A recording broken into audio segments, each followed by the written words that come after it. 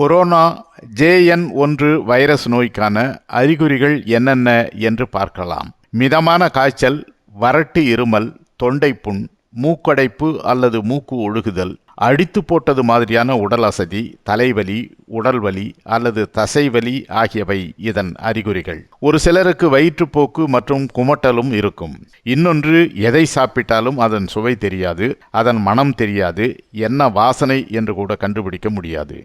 இந்த JN1 corona நோய் கடுமையாக இருந்தால் மூச்சு விடுவதில் சிரமமும் மார்பு வலியும் இருக்கும்.